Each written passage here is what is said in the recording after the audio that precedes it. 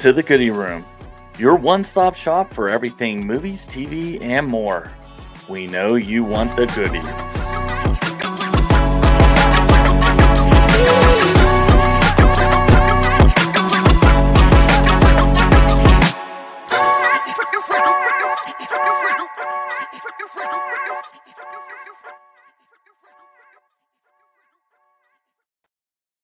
Welcome back to the Goody Room. I'm your host, Matt the Nachos. With me always is my man in the chair, Frankie Rock. How you doing today, Frank? Dude, I'm doing good. How you doing?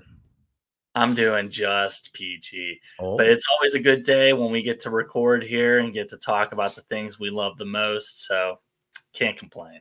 Honestly, you know, I'm really excited because for a minute there I feel like we were doing these in such quick succession, and now we're recording every other week. And last week I was just sitting there and I was like, I feel like I should be doing something, and then I realized like, oh, we're not recording, and I was like, I can use this hour and do whatever.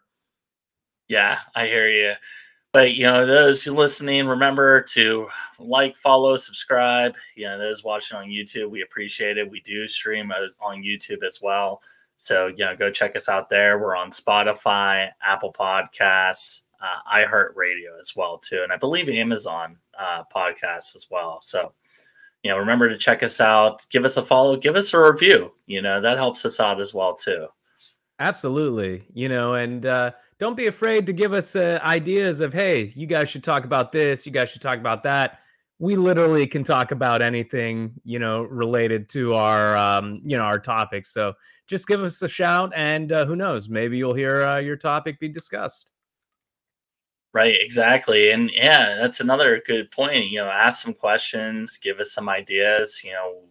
I'd be more than happy to do kind of a Q&A episode where we kind of have some questions from you, the fans, and we answer them, on one of these one day. So a good question would be, what hat do we think Matt is going to wear next episode?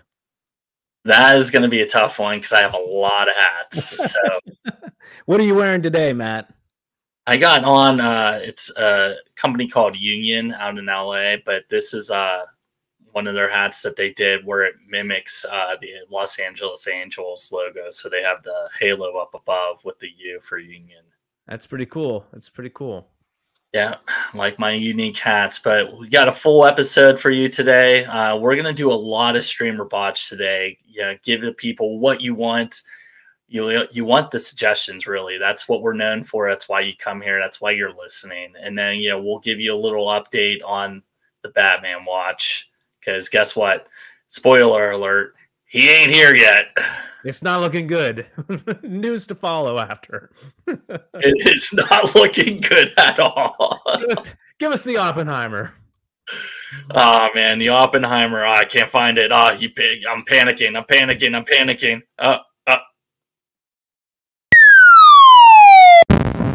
And that about sums it up. Yeah. So anyways, getting into the streamer botch, we're going to go ahead and we're going to start it off with one that some of you might have seen already, but most of you probably haven't. It is The Bear, Season 2 specifically. Season 2 came out, like a month or so ago? I think towards the end of June, beginning of July. I didn't get to it until towards the end of July, and it just...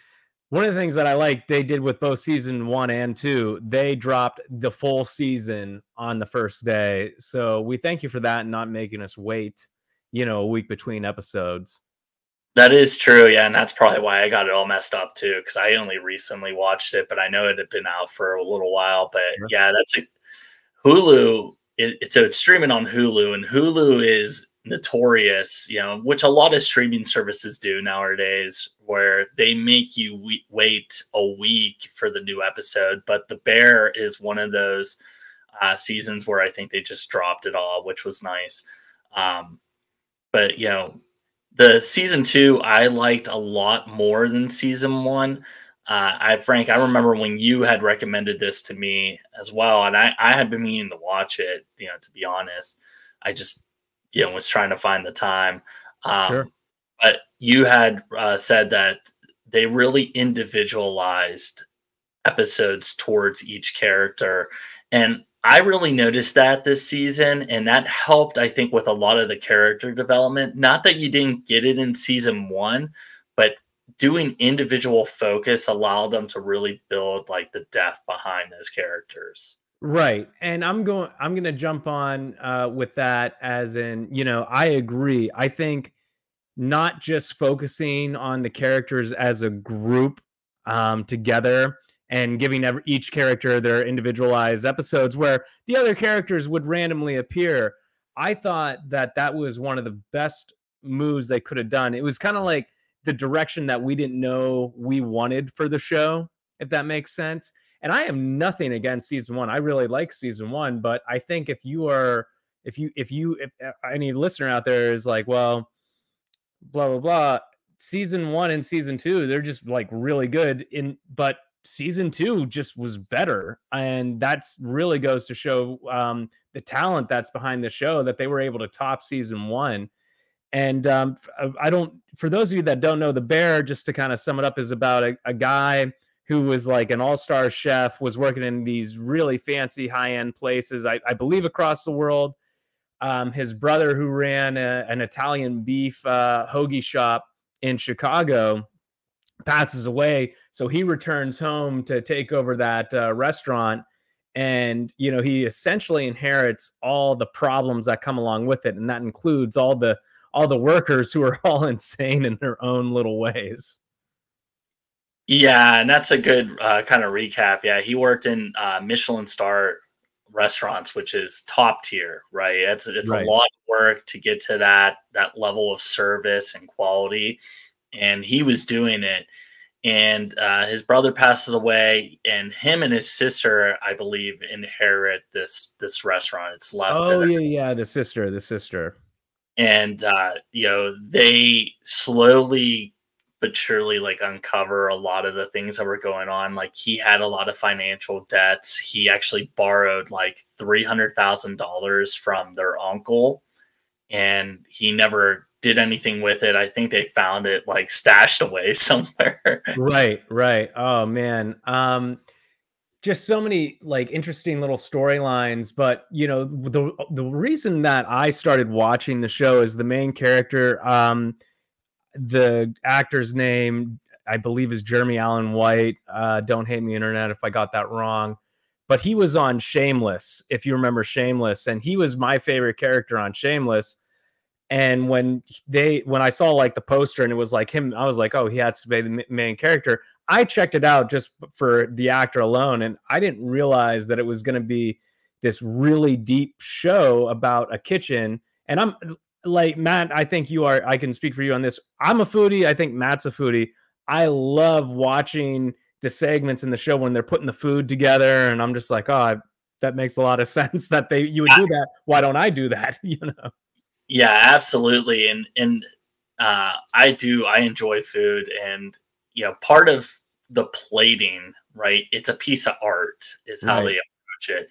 And yeah, so like he really tries to turn around and turn this Italian beef shop into a really high class restaurant. And he starts implementing like culture things like you would see in a restaurant of that caliber. So everybody calls each other chef. It doesn't matter like what you do, what level you are. And it's pretty cool because they even discover that some of these people actually have some talent. Like the one guy, they discover he's really good at pastries, and Right. they want to explore that. The in season 2, the one lady has an older lady. What did she make? Like the beef stock or something Yeah, like so like she's like one step above like the dishwasher essentially in the kitchen. yeah. Not that And the dishwashers are bad, but hey, we're just trying to tell you here. right, and they enroll her in culinary school to help like hone her skills, and she basically becomes then the sous chef, which is Right. the second in command. So that's the beauty of season 2, is you really see these people start to develop. Like the pastry chef, they send him to Copenhagen to learn from another high quality pastry chef, and that's what I loved. And probably the best journey for me though his It's cousin. hands down Ricky. It's Ricky. It has to It's be Ricky. So, he is the brother who passed away. He was his best friend. He also worked at the beef shop, and he is so close to them as family, kind of like Frank and I are. You're a cousin. Right. You're a cousin too. I mean, we know each other's siblings. We've gone to each other's family events. Like, my parents refer to you as kind of like a cousin, so we're family, but whatever. We're also Italian, so we probably technically are cousins. Somehow, some way, we're connected. Right. But Ricky is by far and away the best transformation, and his episode is the best for me in season 2. It is not only the best for me in season 2, it is the best for me in the entire series. And going off of that too, what makes it so good is you see where he starts in season 1, and I believe his episode is either the second to last or third to last episode, but his journey really continues through the final 2 episodes, and it's wonderful to see. And the other characters' journeys also are in the last couple episodes too, when they finally bring everybody back together. But unfortunately for the other characters, Ricky's story arc was just so good that it just outshines everybody. And one of my favorite moments was in the very first episode when we're being reintroduced to all the characters, and the guy that I believe is Steve Earle or someone, they have his one song playing. It's the guy that originated, That's Just the Way It Is, Things Will Never Be the Same. They have one of his songs playing in the background, and Richie's in the basement, and he just is like, staring off to space, and he goes, I really want to change. And coming off of season 1, we as the audience, we're just like, that's probably bullcrap, and that's not going to go anywhere. It went everywhere. Yeah, and just to give you like a little bit more insight on that too, is he basically had no skills. No skills. Right? He ran the register and took orders. And he kind of was like almost as well like a con man. Because that's technically actually what him and his brother were doing is they were running this food restaurant, but they also had like kind of back end deals and stuff going on like in the alleyway, illegal stuff you probably shouldn't be doing. And that's the guys that made things happen, so to speak. Yeah, exactly. And so he doesn't know where his place is, and everyone else is kind of falling in line and finding what they're good at, and really falling into the system. And he tries, but he doesn't try really hard enough, and he doesn't understand it. And it is the third to last episode. And I remember because I thought the episode that came after his should have probably been the last, and then you could have had the following season, but then they had one more episode. But anyways, so I agree with you. His transformation is like the most dramatic, and it's the most satisfying. Oh, and it just was so good. And I'm not going to give details about the ending of the season. When it ended, I actually was a little mad, and I was like, I don't think that plays very well or meshes very well. And then I kind of had a light bulb moment where, it came to me, it's not supposed to. It's meant to end in a very like not satisfying manner because we're not done with the story. And I was talking with my wife about it, and we kind of hope season 3 starts off where it's like 5 years after the events of the last episode, because the last episode of season 2, like, just things go south. And then we get flashbacks of like how everybody got to the 5-year point. I think that would be cool. However, I guarantee the writers are going to be like, shut up, Frank. We'll tell you what you want, just like they did with season 2, because I had no idea season 2 was going to go the way it did. And another thing about it is, like, I think you and I have talked about this before, Matt, is a lot of shows have a hard time with season 2, like, especially if the first season is so good. I feel like they're just getting started. Yeah, I agree with that too. And I think the next season is probably going to hopefully be just as good as season 2, because I really did like it. But right. Any final comments before we get into a streamer botch? So I would say that if you are in the mood for drama or that's a little funny, that just has great characters. Love to see how food comes together, the presentation, the art, and just a fan of great music, because that's another thing. Both seasons have awesome music in every single episode. Like, I'm sitting there with my phone shazamming the song, and I have a playlist going, on my iPod. So it is hands down for me. I know I'm kind of jumping around, but absolutely a stream. Go ahead and watch it. Watch both seasons, and they're short episodes too. Like, you can get a season done in an afternoon if you try real hard. Yeah, it's definitely a stream for me. I highly recommend it. I know season 1 might be a little bit tough to get through, but season 2 is well worth it. So, power through it. Definitely a stream. Real quick, before we move on, other than Richie, because I know he's my favorite character. Is he your favorite character? He is, after that episode. Right. Who other than, it's kind of like saying, hey, who's your favorite X-Men? You got to remove Wolverine from the equation. Who is your favorite character with Richie removed? I don't know. That one's tough. I kind of, as you were talking, I kind of figured that's where we were going. I'm trying to think about it, but I would have to say it's I can't remember her name, but it's the girl who is opening the restaurant with him. Right. She's got to be my second favorite, because her character development is still going on, right? And you kind of see it. It's kind of getting further better in season 2, but she really struggles in season 2 with, did I make the right decision? And right. There's a lot of things being thrown in her face. So I would have to say I'm really curious to see how our character continues to develop. I would agree, and I think it was very smart to kind of start, kind of putting a, to mix things up for her, bring her dad into it as like the voice of reason, who's, I feel like, constantly trying to talk her out of the profession, but it's like, we as the audience know she's so talented, and that would be the absolute wrong choice for her. So yeah, I would agree. But anyway, sorry to jump back. Definitely a stream from both of us. Next show. Moving on.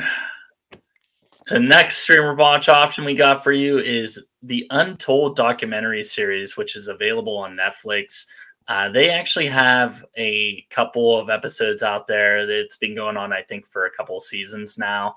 But some of the newer releases that we were going to talk about today, 2 that I really enjoyed, because I was a big college football fan back when these things were going on. But Johnny Manziel, Johnny Football, and Swamp Kings, which follows, kind of tells a story about the Florida Gators run back from 2006 to 2009. Frank, I think you saw Swamp Kings, so let's start there and let's talk a little bit about Swamp Kings. So, fun fact about me is I'm not the biggest sports guy. Like I am definitely that guy at the party with, if you invited me over to watch the game, I am like just posted up at the snack table and just talking conversation. And I know when the game's on, like, you got to be quiet, and then when the commercial's on, that's when you talk. But I really do enjoy watching, documentaries on sports, because typically I wasn't paying attention or I didn't know things about it. Like, anytime I watch 30 for 30s, my mind is blown, because I'm like, oh my gosh, I didn't know any of this. And I go to talk to Matt or my brother or my dad, who are big sports people, and they're just looking at me like, oh my gosh, that was like 20 years ago. Where were you? And I said, not paying attention. But Swamp Kings is yet another addition to that. It blew my mind, because I live out in Ohio, and Urban Meyer was the Ohio State coach for a while. That's correct, right? Yeah, that is correct. I just want to check my references here. I had no idea that he had coached another team before Ohio State. So I found it to be really interesting. I also found just the whole story, and I didn't know that Tim Tebow, that's where Tim Tebow, like, I know who Tim Tebow is, but I didn't know that, like, that's where he got his start. So it was just, for me, I learned so much. You see what I have to deal with, people. But yeah, it is true. Anytime I see a good one, I know Frank's going to enjoy it too, even though he's not a big sports fan. But yes, Urban Meyer, and that is actually some of the controversy behind Swamp Kings. A lot of people did not like this series, and it's because they didn't mention about Urban Meyer. He had health issues. I forget what it was specifically, but he ended up resigning from Florida, and it was kind of a weird situation though, because they were really kind of like on the demise because they had no more like draft class, anything like that. And then all of a sudden, right, he resigns because of these health issues. And the next thing you know, he's signing a deal with Ohio State. So that was super controversial at the time. Right. Then not only that, but I don't know. Yeah, they kind of mention it, but they don't mention all the people that the fans wanted to hear about. But that Florida team had a lot of legal issues. There were a lot of kind of like criminals or again legal issues on that team. Specifically, I don't know if you know this, Frank, but they mentioned it. Aaron Hernandez played on that team, and they mentioned him. Of course, and Aaron Hernandez was involved in what again? I remember him being on the news. He wasn't the guy that with the dog fighting ring, was he? No, that's Michael Vick. That was okay. No, Aaron Hernandez allegedly, murder basically is what it was. Had somebody killed.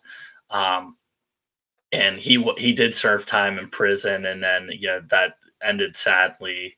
And reasons behind it are because I think there was a payout or something, if I remember, that his like daughter would get.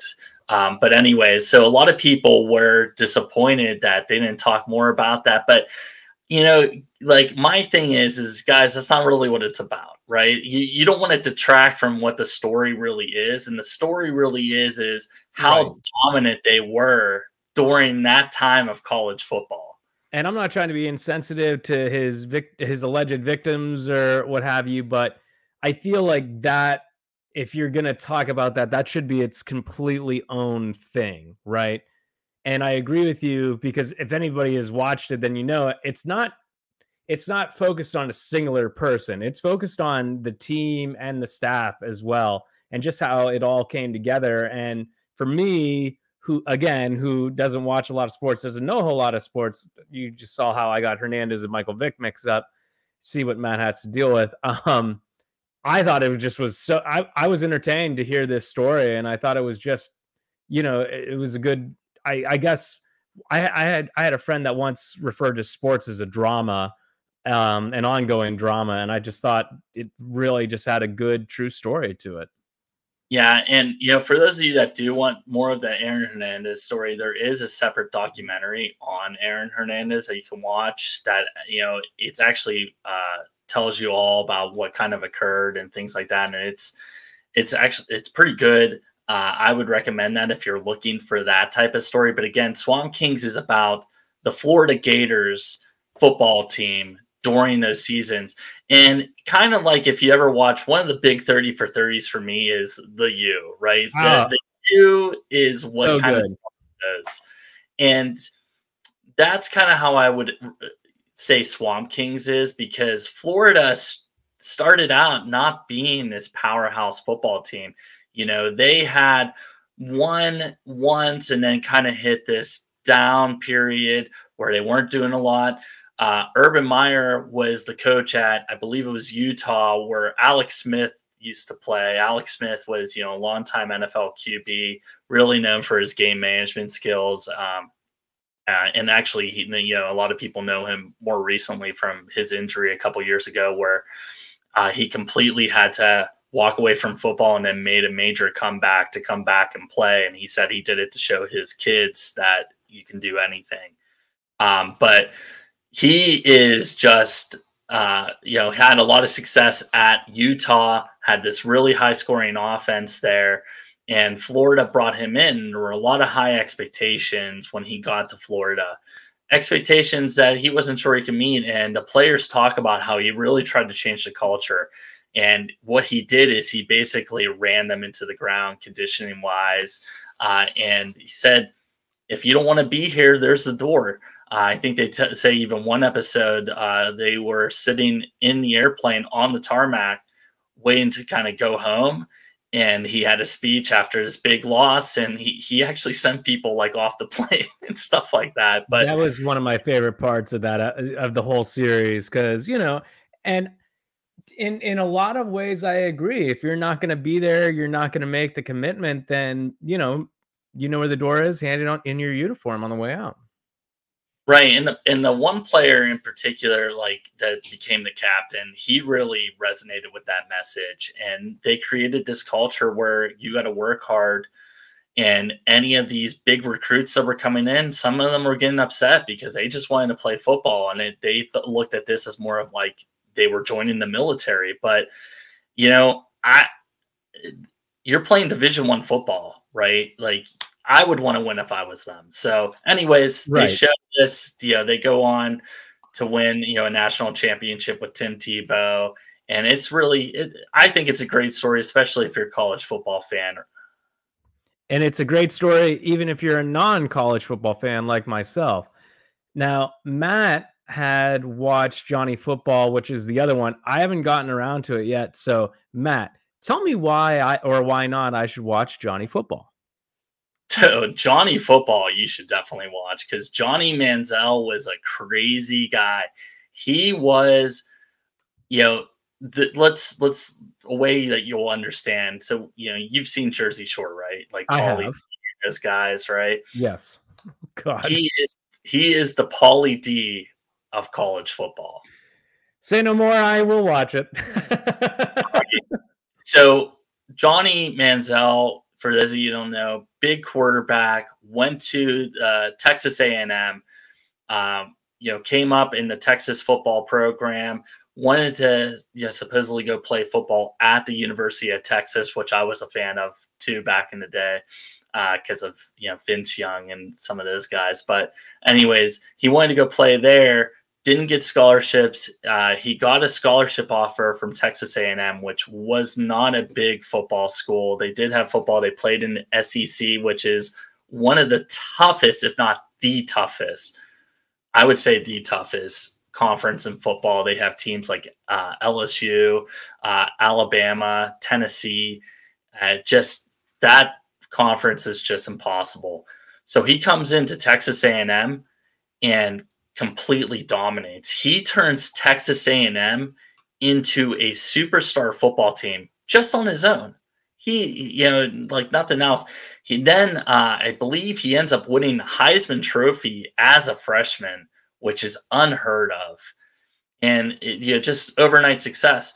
Well, the story, for those of you who don't know, is he was out partying with these celebrities and supposedly was getting a lot of money from boosters and other people, which is a no-no in NCAA football. Not like it is today with these deals that these guys can go sign. You weren't allowed to do that back in the day. And Johnny Manziel actually talks about how he had one gentleman, I forget the name, but he would have him fly out to Miami once a month, and he had a room in the room, like on the bed behind me, just like all kinds of footballs, helmets, all kinds of stuff for him to sign. And in the safe, he'd have $30,000-$40,000 in the hotel safe. And so Johnny would go fly out. He'd already have the room key or pick up the room key. And he'd go out with a friend. So, all this stuff was under the friend's name. So you couldn't tie it back to Johnny Manziel. And they had this whole scheme set up, him and this friend. And they would go up to the room, sign all the stuff, take a picture, send it to the gentleman, and the gentleman would reply back with the safe code. And they would do that, they said, once a month for a number of, like his time at Texas A&M. And he was like at all these celebrity parties, partying, stuff like that. And, it was always on social media, always crazy. And it was super enjoyable to watch. Like he was just like, he was awesome. And he had this money sign, like Frank, he had this sign when he would score, he'd go like this because he wanted the money. He put this up. So whenever people like they show him to still today when he's taking pictures with people, they go, "Can you do the money sign?" Like, because that's what he's like rolling his eyes doing it too. Like, oh god, this is never going away. He loved it. He loved it. If I had a thing like that and people wanted me to do, I would love it too, right? And then they ask him, "Did you like the name Johnny Football?" He goes, "I absolutely love that name. I fed off of that." Johnny Football, what a name. So anyways, I highly recommend that. So both Johnny Football, Swamp Kings, stream for me. I would recommend them. I would go with Swamp King stream, and that's again coming from a non-football fan. You know, I still found a lot of enjoyment about it, and now going off of this Johnny Money guy, I definitely am adding it to the list, and hopefully by next episode I can report back and be like, hey, I watched it, but we'll see. Man, like I want to just kind of, I know it's not on our schedule, but you had mentioned the U. That was one of the first ones when they used to be all on Netflix. It was one of the first ones I watched, and it was like part 1 and part 2. And I remember going over because like I lived in my hometown, but I didn't live with my parents. But I went over there for lunch, and my dad's like, "What have you been up to?" And I was like, "I just watched this documentary called The U, part 1 and 2." And he goes, "Oh, that's a 30 for 30." And I said, "Yeah, maybe, I don't know." And I said, "But like, I told him, I was like, Miami back in the day, that was like the Wild West down there." Yeah, but definitely give Johnny Football a watch because it then follows his NFL story, like him going to the draft, which was also like his agent at the time talks about it. And they had this basically campaign where they were going to fleece all these NFL teams, and they basically did. So yeah, give it a watch. Let me know what your thoughts are, Frank, because I'd be interested. So what you're telling me is I'm gonna learn all the things by watching this. I'm not saying anything. Oh, I like it. I like it a lot. So anyway, our next it's interesting, 2 shows. So I actually watched the one of them first, and then I immediately followed it up with the second one. But Netflix and Hulu both have miniseries based off of the opioid epidemic that was going on through the nation, probably still is going on a little bit, but all dealing with Purdue Pharma and the lives that they impacted. The first one that I know that Matt watched and we both watched it called Painkiller. That's on Netflix, and it's like, I don't know, 7 or 8 episodes long. Something like that, yeah. Right. And Dopesick is on Hulu. Basically, it's the same length, but man, I mean, they both cover the same topic, but are presented in such a different way, and they have a different styles that it's honestly, coming from me that watch both of them, it's like watching 2 completely different shows. But we're going to start off with Painkiller. Matt, what did you think of Painkiller? I mean, I really liked it. It is a bit sad though. And they do tell you that it is dramatized a bit, but how much, I'm not sure. I kind of wanted to research it a little bit to see how much like they were kind of, dramatizing it. But what really got me is before every episode is they have, the parents of, a child that overdosed from use of Oxycontin. Right. And that definitely sets the tone, but I would say comparing the 2, and the Painkiller is more of an upbeat version of the story. It deals with Richard Sackler or Dr. Sackler.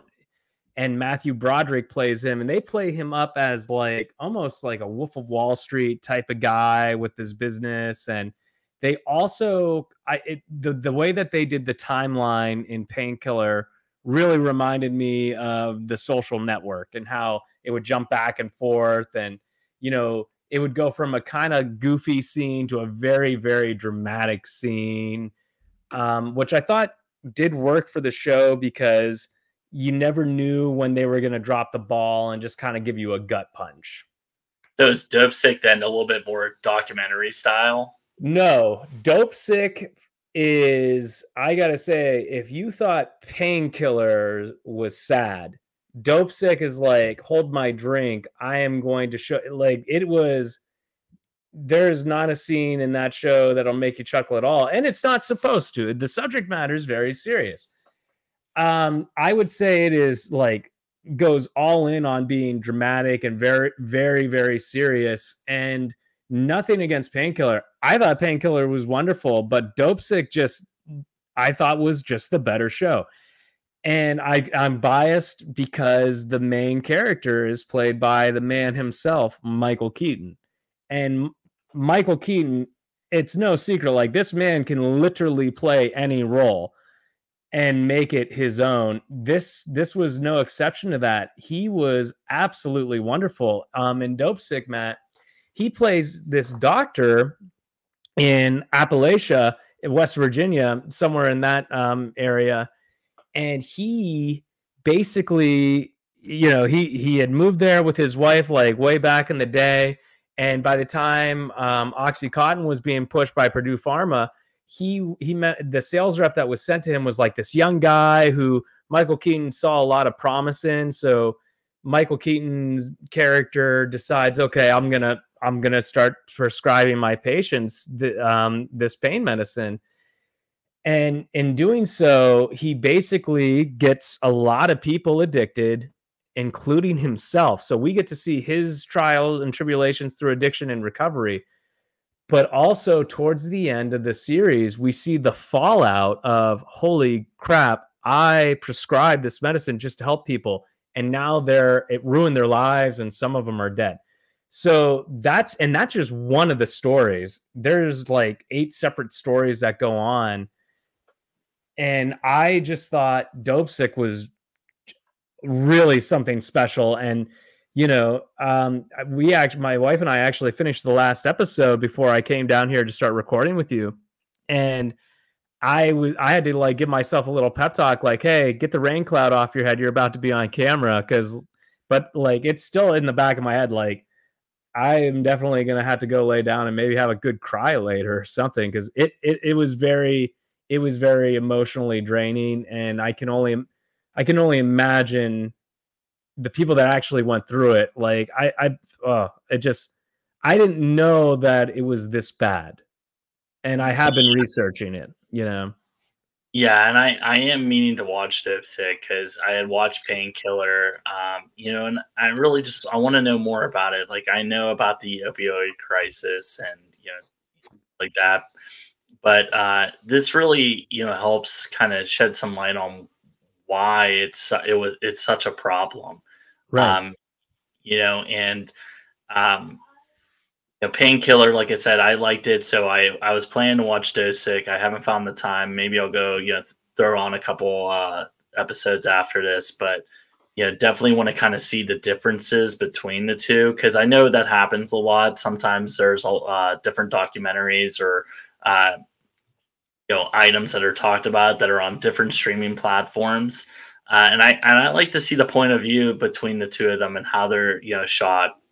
Yeah, I've watched probably 3 or 4 different documentaries on Woodstock 99. That's the one I'm thinking of too. Right, Woodstock 99. We should definitely talk about that in a future episode, but you know, just craziness.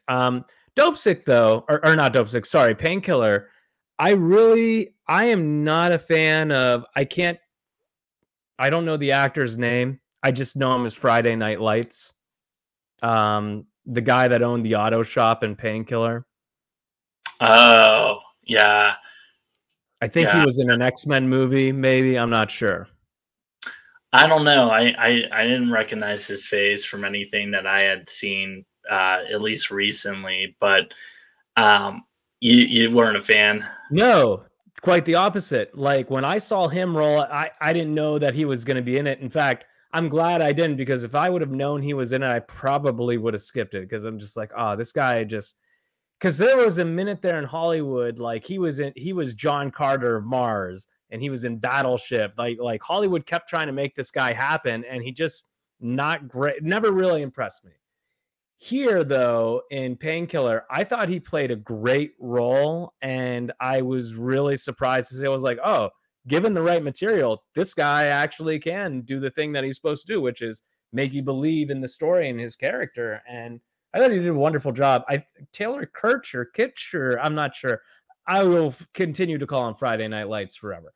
But I thought he did a wonderful job. I thought he did great, honestly. And the girl from Orange is the New Black, I was shocked to see her play a serious role.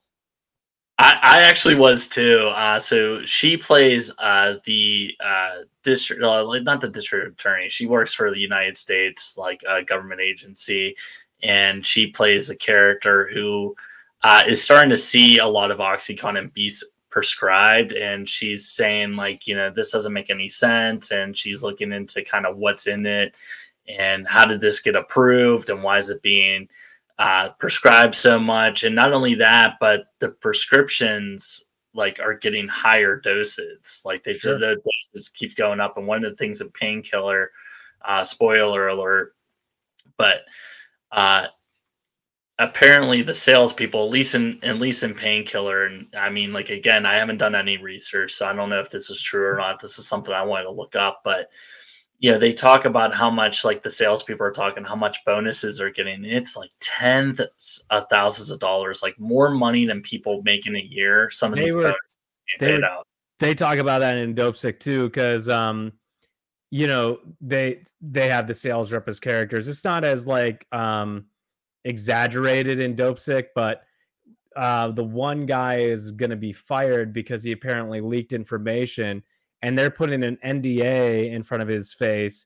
And they said, hey, if you sign this, we're willing to offer you a severance package of $75,000, and that's an exit ticket, not what they were making when they were getting their seller's bonus. Craziness. But yeah.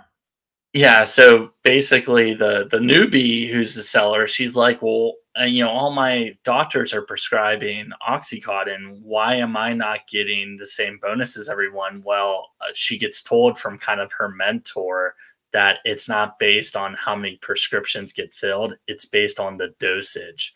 So they are actually going around trying to convince these doctors to not only prescribe it, but once they start prescribing it, to prescribe higher dosage. And that's when the addiction really starts kicking in. Right. So it's funny that I talked about Friday Night Lights. There's another actor in Dopesick who I kind of feel the same way about. Like, I wouldn't not watch it because he's in it, but like anytime I see the name Peter Sarsgaard in the cast list, I always kind of roll my eyes. But he played one of the lawyers that was trying to build the case against Purdue Pharma in Dopesick. Awesome character. Awesome. He did a great job. But one person I would be remiss not to mention about Dopesick is Rosario Dawson plays a DEA agent in Dopesick who's also trying to build a case. And I got to tell you, like, I have been a fan of hers since back in high school. I think it was Clerks 2 and Sin City. There is not a role that I've seen her in, even if it's a bad movie, where I've been like, she just did okay. I always think I like Rosario Dawson as an actress. She's wonderful. Yeah, so, you know, getting into it though, I would say Painkiller is definitely a stream for me. I haven't seen Dopesick, but I'm going to give it a watch, and I'll let you know my feedback, Frank, you know, when I do watch it. All right, just like me with Johnny Football. Both series, ladies and gentlemen, I would say definitely a stream, and I don't think it really will matter what one you watch first, but they are definitely streams. And, you know, again, same content, but they are presented in such different ways. It was honestly like watching two separate shows that weren't covering the same topic when they are. I mean, really, really great. Oh, the little girl, or she's not a little girl, but Booksmart. Do you remember Booksmart, Matt? Yeah, I do. Yeah. The girl who is not Jonah Hill's little sister in that movie, the friend who wants to like fly. She in Dopesick plays one of the people that gets addicted, and wow, just I'm shocked that maybe she did win the Emmy, but she turned in a great performance as well. If you haven't figured out, audience, I did like Dopesick leaps and bounds better, but that's not to say anything bad against Painkiller, because Painkiller was wonderful too. Like, they're just both really good shows, but I got to tell you, I preferred Dopesick. I think it was because it was presented as very much so it was more serious and not as light, even though Painkiller isn't a very light show. If you watch it, you'll know what I'm talking about. Yeah, so give these options a watch here. I don't think we had any botches today, which No might be botches. Wow. Right. I feel like our first episode with the May and the April movies, it was like botch, botch, botch. Now look at us. We're just like, just stream them. Hey, look at us. Look at us. Look at us. But, before we get into the next segment here, a lot of, stuff talked about today, right? Very serious subjects, right? Whether it's court cases, addiction, things like that. We do not take any of that lightly. We, advise you not to take that lightly too. These are, again, serious subjects. These are shows that we've seen that we enjoyed watching because it was educational, or we learned something, or it was a great story. Right. And I think that's part of the reason why I think you should watch both Painkiller and Dopesick, because I, grew up knowing that not to take drugs and being taught that, but it really is eye-opening just to see the destruction and warpath that these drugs left in their wake. Like, it really goes to show just how hard addiction can be. And we really feel for anybody that is either struggling with it, overcame it, or knows someone that is. Like Matt said, it's educational, and I do feel like everybody should at least watch one of these two shows just to know, like, hey, this happened. And it really, I feel as if it wasn't being talked about a whole lot. But I don't even want to, it's not even just Painkiller or Dopesick. Right. Even when you watch Johnny Football and Swamp Kings, and like we talked about how they don't talk about Aaron Hernandez, and sure. He had his trial and his court cases and what he was found guilty of and things like that. And Johnny Football, he dealt with addiction himself, and you see that in that documentary. Again, these are very serious subjects, and please, if you're dealing with that, please reach out to someone. Or again, we do not take any of these subjects lightly. We're letting you know just simply because we enjoyed watching these and we learned a lot from them. Right. So moving on here, we are going to give, like I already said at the beginning of the show, a little recap here. Children with adult money. And I'll go ahead and I will play the drop.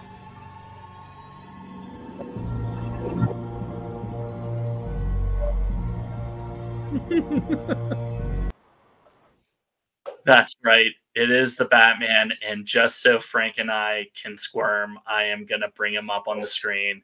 Ooh, look how, dude, I love the photo on the right where it's him, that scene where he's walking from the Batmobile up to the Penguin. That's such a sick pose that they put him in.